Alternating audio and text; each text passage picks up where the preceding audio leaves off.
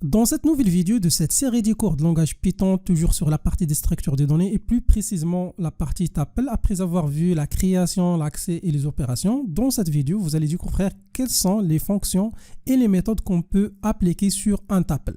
Pour résumer donc l'ensemble des fonctions et des méthodes, là j'ai mis donc les fonctions et les méthodes qu'on va voir. Donc on va voir la fonction qui permet de la création d'un tuple, donc tuple. Après on va voir les fonctions des opérations comme par exemple max, len, sum, ainsi de suite. Et aussi, on va finir avec la fonction index qui permet d'effectuer la recherche. Comme vous avez remarqué, on n'a pas les fonctions d'ajout et les fonctions de suppression puisque, comme on a dit dans la première vidéo du tuple, un tuple est immuable, c'est-à-dire on ne peut pas changer sa taille, on ne peut pas modifier ses éléments et on ne peut pas supprimer ces éléments une fois le tuple est créé. Voilà.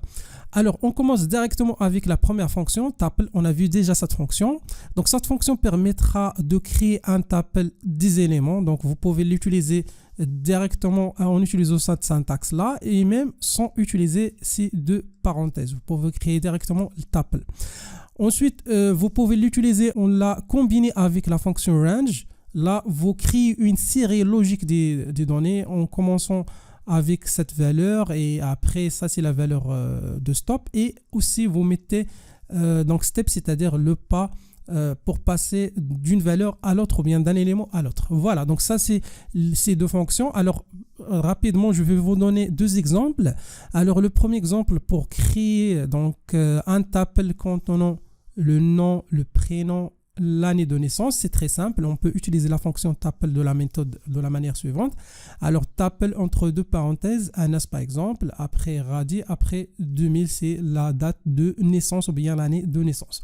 Maintenant, la question suivante, on va essayer de créer un tuple. Ça, c'est le nom du tuple, les nombres impairs. Alors, ce tuple contenant les 50 premiers nombres impairs. Alors, comment le créer en utilisant tuple? Alors, tout simplement, on va utiliser range. La valeur de départ, c'est 1. La valeur finale, par exemple, dans ce cas-là, c'est 102. Et après, un pas de 2. Et voilà, donc ça, c'est le résultat final. Donc, vous aurez ici les 50 premiers nombres impairs. Voilà, je passe maintenant à la fonction suivante, c'est la fonction len. C'est une fonction très simple à utiliser. C'est tout simplement permettra de retourner le nombre d'éléments dans un tuple. Alors, on peut l'utiliser de la manière suivante. C'est une fonction, c'est pas une méthode. Alors là, vous mettez le nom clé ou bien le mot-clé len et là, vous mettez le nom du tuple. Et voilà, donc un petit exemple. Alors, on a ce tuple-là. Donc, comment créer ou bien comment retourner sa taille? Alors, tout simplement len. Et là, vous mettez entre les deux parenthèses info. Et là, si vous voulez afficher la taille, donc print taille. Et là, au niveau de l'écran, vous aurez la valeur 5. Alors, après, je passe à la fonction sum. C'est une fonction qui permet d'additionner ou bien de calculer la somme de tous les éléments d'un tuple. Alors, on peut l'utiliser de la manière suivante. Alors, sum entre deux parenthèses et là, vous mettez le nom du tuple. Alors là, il faut faire attention puisque cette fonction-là, elle est spécialement dédiée pour les valeurs numériques. C'est-à-dire si vous avez un tuple contenant du nombre entier ou bien du nombre réel. Alors, un petit exemple. Alors là, on a demandé de créer déjà un tuple contenant les 50 premiers nombres, cette fois-là, pairs. Donc, ça, c'est la première des choses. Ensuite, on va calculer, afficher la somme de tous les nombres ou bien tous les éléments du tuple T créé. Et après, on va afficher la moyenne de tous les éléments. Alors, comment créer donc, les 50 premiers nombres pairs? Alors là, on peut utiliser range. Ok, range entre deux parenthèses et là vous mettez la valeur de départ, dans ce cas-là c'est 2. Après vous mettez donc la valeur finale c'est 101 puisque donc la valeur 101 ne sera pas inclus, donc la valeur normalement la dernière valeur de la liste logique c'est 100 avec un pas de 2. Et alors là on va affecter ça, on va utiliser la fonction tuple et après on va affecter ça par exemple à t. Et voilà, donc ça c'est normalement le résultat ou bien donc la syntaxe. Ensuite, pour calculer la somme, c'est sum t. Donc c'est très simple. Et là, vous aurez au niveau de l'écran la somme.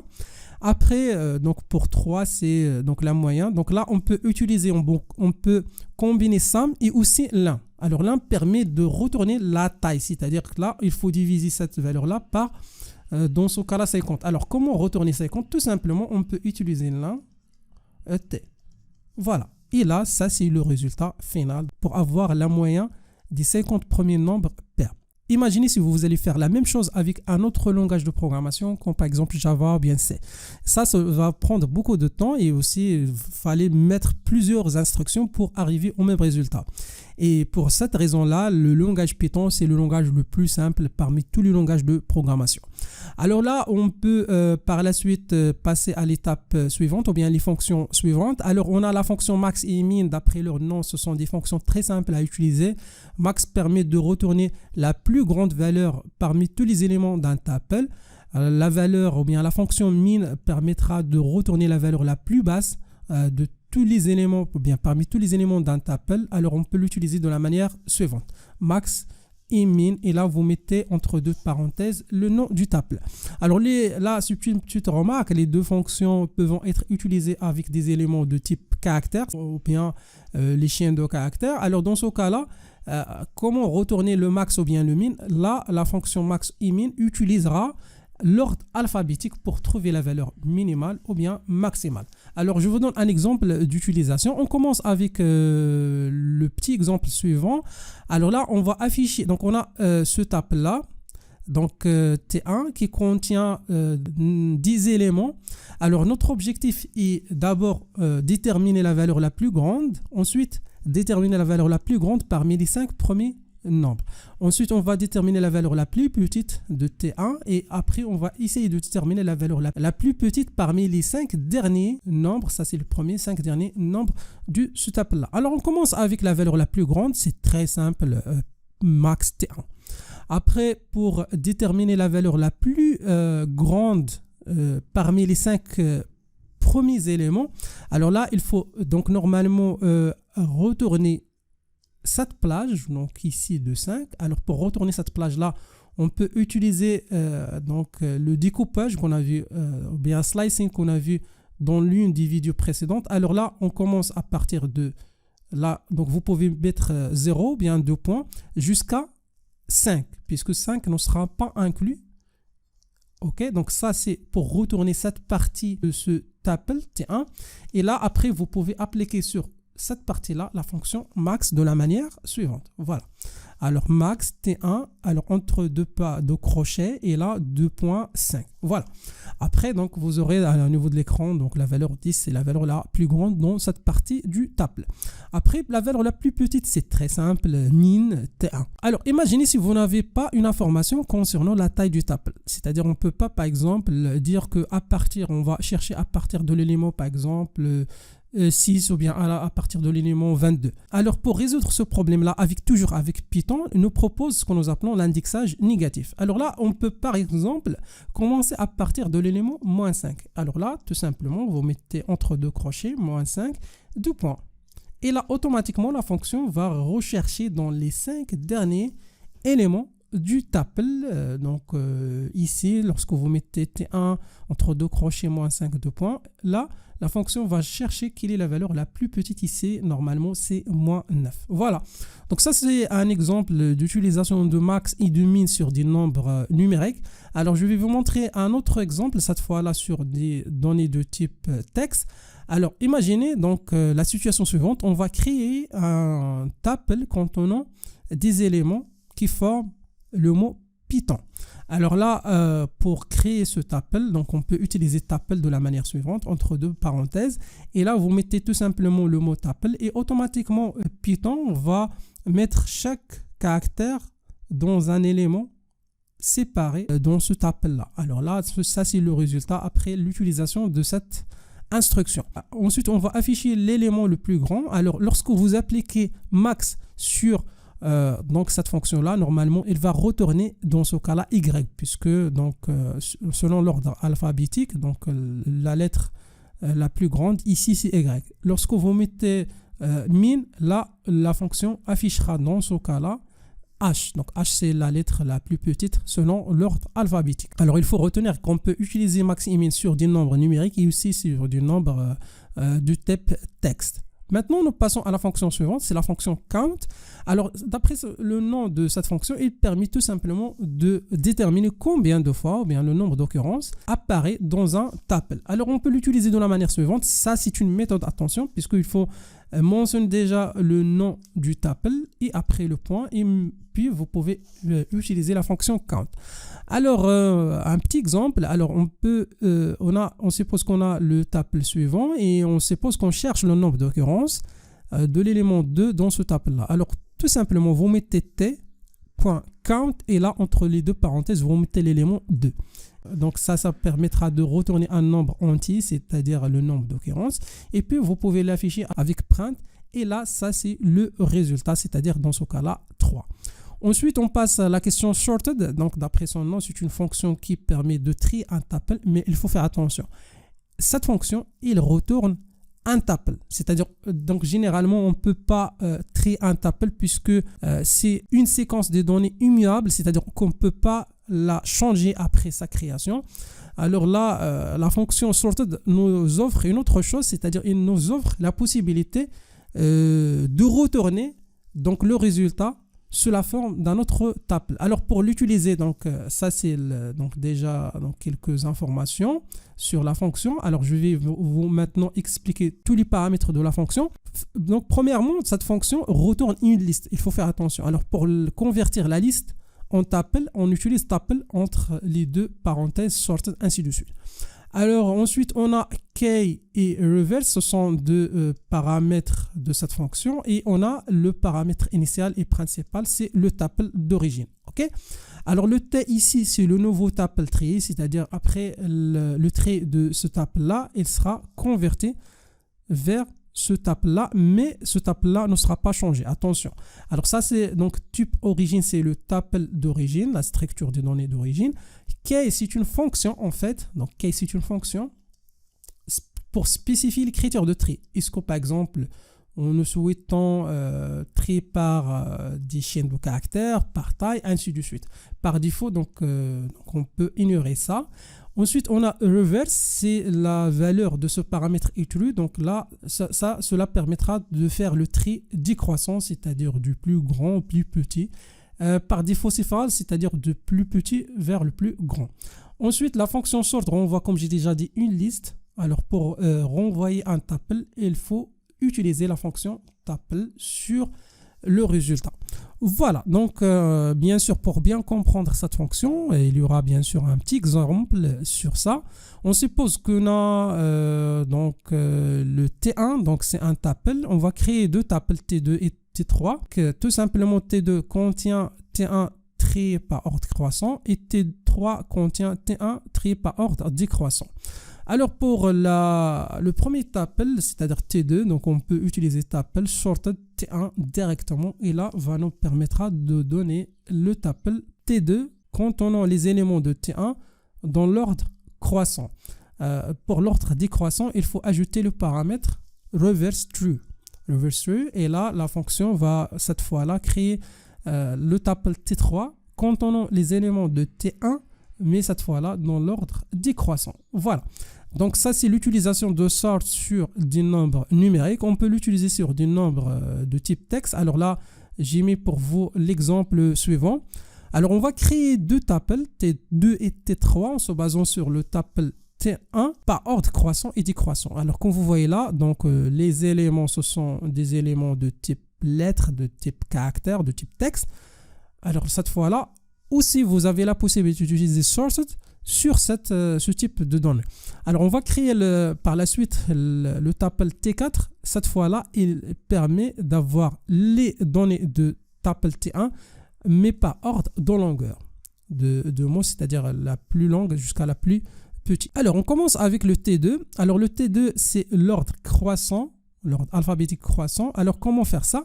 Alors là, il faut mettre quoi? Il faut utiliser T1 bien sûr, sorted tuple, donc ça c'est ce qu'on a vu déjà. Alors là, ça c'est l'utilité de la fonction ou bien du paramètre key.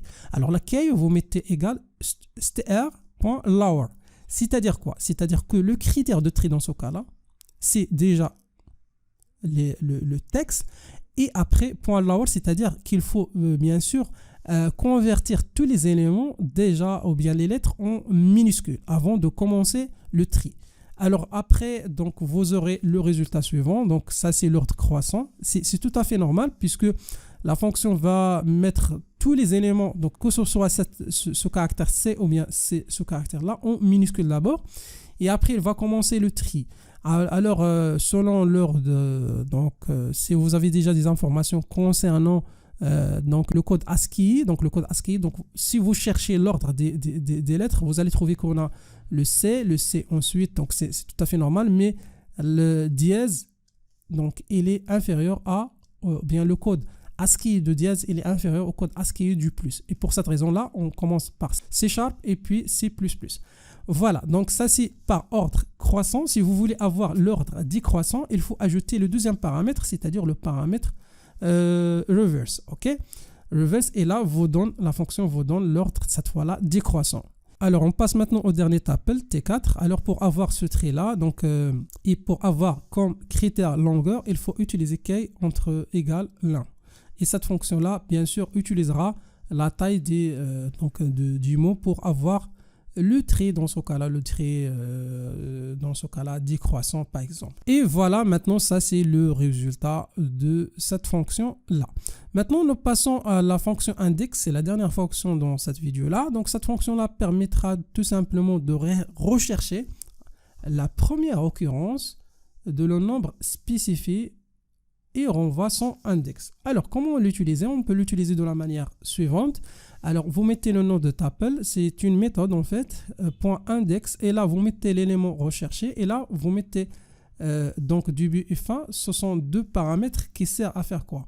Donc, dans ce cas-là, le début, c'est un index qui spécifie où on va commencer la recherche. La valeur par défaut, c'est 0, c'est-à-dire qu'on peut ignorer l'utilisation de début, par défaut c'est 0. Et fin, c'est l'indice final, ou bien l'indice où on arrête la recherche. Et par défaut, c'est la fin de la liste. On peut, par exemple, l'ignorer. Mais vous pouvez les deux, vous pouvez les préciser. Voilà, donc, sont, comme j'ai déjà dit, optionnels. Et la deuxième remarque, c'est l'élément spécifié n'est pas trouvé. La fonction, il faut faire attention, il va afficher une erreur. Voilà, donc, pour bien sûr comprendre tout ça, donc, surtout la fonction index, on va travailler sur l'exemple suivant. On suppose qu'on a ce tableau-là, T, contenant des lettres. Et on a un ensemble des instructions et pour chaque instruction, on va essayer de prédire le résultat. Alors, on va commencer avec t.index.b. Donc, t.index entre deux parenthèses b. Alors, on va tout simplement chercher la première occurrence. Il faut faire attention, la première occurrence, et on commence de la gauche vers la droite. Alors, la première occurrence de b, bien sûr, c'est l'indice c'est 1. Alors, voilà, la fonction retourne à 1. Après, on passe à l'instruction 2. Cette fois-là, on va chercher B, mais il faut faire attention puisqu'on va commencer la recherche à partir de l'index 5. L'index 5, c'est-à-dire à partir de cette position. Alors, à partir de cette position, quelle est la première occurrence toujours de B? C'est, dans ce cas-là, c'est 7. Alors, la fonction va retourner dans ce cas-là 7. Maintenant, nous passons à l'instruction numéro 3. Alors là, dans ce cas-là, on va rechercher donc la lettre A, mais en commençant à partir de l'indice 3, c'est-à-dire à partir d'ici jusqu'à, attention, si on a 6, c'est-à-dire que 6 n'est pas inclus, c'est-à-dire on s'arrête là. Alors là, est-ce qu'on a la valeur A? Bien sûr, dans ce cas-là, on n'a pas la valeur A, et pour cette raison-là, il y aura le message d'erreur suivant, donc A is not a tuple. Maintenant, on va chercher l'indice de la lettre Y, donc d'après ce que vous avez devant vous, donc on n'a pas Y, alors il y aura aussi une erreur. On va finir avec la dernière instruction, on cherche C à partir de, dans ce cas-là, à partir de 4, c'est-à-dire à partir de cet indice, jusqu'à 10, c'est-à-dire jusqu'à 9. Alors, la première apparition de C est ici, alors c'est-à-dire l'indice 8, et voilà. Après cet exemple, nous passons à l'exercice, au total c'est l'exercice numéro 4 dans cette série. Alors ici, on a un professeur de mathématiques qui enseigne 5 élèves, 5 matières différentes, l'analyse, l'algèbre, la probabilité, les statistiques. Et on a, ça ce sont les notes des étudiants, donc pour chaque matière. Alors l'objectif c'est de créer 4 tuples qui stockent les notes de chaque matière. Ok. Ensuite, on va calculer la somme et la moyenne de toutes les notes des 4 matières, c'est-à-dire les notes de l'analyse plus l'algèbre, pour ainsi de suite. Ensuite, on va déterminer la note maximale et minimale donc pour les 4 matières. Voilà, donc ça c'est ce qu'on va faire maintenant avec PyCharm. Alors pour faciliter l'explication, j'ai mis pour vous déjà donc les 4 listes, donc l'analyse, l'algèbre, la probabilité, les statistiques. Voilà, donc on cherche à calculer S, c'est-à-dire la somme. On va calculer par la suite la moyenne des notes. Ensuite, on va déterminer la note maximale et la note minimale. Et puis, on va les afficher avec printf. Alors là, j'ai mis déjà le texte de printf, la somme est. Et là, j'ai mis format par exemple S.2f, c'est-à-dire pour afficher uniquement 2 chiffres après la virgule. Alors pour calculer la somme, donc rapidement pour calculer la somme, vous pouvez utiliser la technique suivante, donc SUM.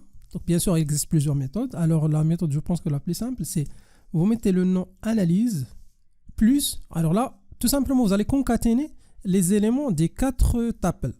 Algèbre, voilà, donc algèbre avec A majuscule, plus probabilité, plus des statistiques.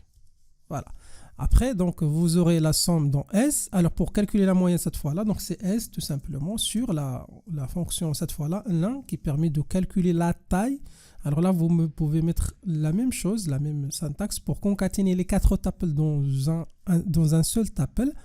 Voilà, ensuite pour le max, en fait, on va utiliser également la même technique, c'est-à-dire max, entre 2 parenthèses, on va mettre la somme, min, entre 2 parenthèses, la somme. Voilà, donc là, on va tester, on va voir donc les réponses. Alors voilà, donc c'est tout à fait normal. Donc pour la moyenne, c'est donc 12. Si vous calculez, vous allez trouver 12. Alors la valeur, ou bien la note maximale, c'est 20, bien sûr. C'est 20, oui. Donc ça, c'est pour cet étudiant-là. Et la note minimale, c'est 2,5, c'est-à-dire que cette valeur-là, ou bien cette note-là. Et voilà, donc ça, c'est la réponse à cet exercice. Si vous avez une autre solution, merci de la partager dans la section des commentaires. Dans l'exercice 5, nous allons écrire un programme sans utiliser la fonction max qui détermine le mot le plus long dans un tuple du mot. Alors, l'objectif ici, c'est que vous avez un tuple déjà créé, déjà mémorisé dans la mémoire de l'ordinateur, alors que par la suite, le programme affichera le mot le plus long dans ce tuple-là. Par exemple, dans ce cas-là, le mot Python, c'est le mot le plus long parmi tous les mots de ce tuple-là. Alors, avant de passer à la solution, je vous donne déjà la méthode qu'on va suivre. On suppose qu'on a ce tuple-là. Le tuple, par exemple, le T. Alors, sans utiliser la fonction max, on peut utiliser la fonction suivante, c'est la fonction sorted. La fonction sorted, tout simplement, permettra de trier par longueur. On va utiliser le paramètre K-lang pour trier les éléments par longueur, les éléments du tuple T, dans l'ordre, cette fois-là, décroissant. Décroissant, c'est-à-dire qu'il faut ajouter le paramètre, dans ce cas-là, reverse true. Et là, c'est pour spécifier que le critère de recherche, c'est la taille du mot. Et comme résultat, vous aurez le tuple R, cette fois-là, contenant les éléments de T triés par ordre décroissant de longueur. Et par la suite, pour afficher le mot le plus long, tout simplement, on affiche le premier élément du tuple R de la manière suivante. Voilà, R entre 2 crochets 0. Voilà, donc ça c'est la technique qu'on va écrire maintenant avec PyCharm pour trouver la solution de cet exercice. Alors, on suppose qu'on a cette liste-là. Alors, bien sûr, on va calculer, ou bien déterminer R. Alors, R, c'est déjà donc le mot tuple. Il faut faire attention puisque sorted retourne T comme une liste. Alors, il faut le convertir en tuple en utilisant le mot-clé tuple. Et là, on utilise la fonction sorted entre 2 crochets. Vous mettez T, donc le tuple d'origine. Après, il faut mettre, bien sûr, comme vous voyez là, K. Alors, K, donc là, on va utiliser le critère là, c'est-à-dire la taille des caractères, bien la taille du mot, virgule, et là on va mettre cette fois-là après K, on va mettre reverse, et là on va mettre true, voilà, de la manière suivante. Et là vous voyez là qu'on a créé un nouveau tuple à partir de T, c'est le tuple R, contenant les mots triés par ordre, de cette fois-là décroissant. Ensuite, on va mettre print et là, on va mettre R0 pour afficher le mot le plus long. Alors là, on va exécuter et voilà, comme vous voyez là, c'est le mot Python. Et voilà, donc ça, c'est la fin de cet exercice. Si vous avez une autre solution, merci de la partager dans la section des commentaires. Et ça aussi, la fin de cette vidéo, on a vu les principales fonctions et méthodes applicables sur les tuples.